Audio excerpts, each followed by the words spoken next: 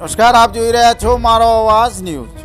ચાણસ્મા મોટી વાણિયાવાડ વિસ્તારના નાકા ઉપર આવેલ મકાન પડવા કે ઊભું રહેલ છે।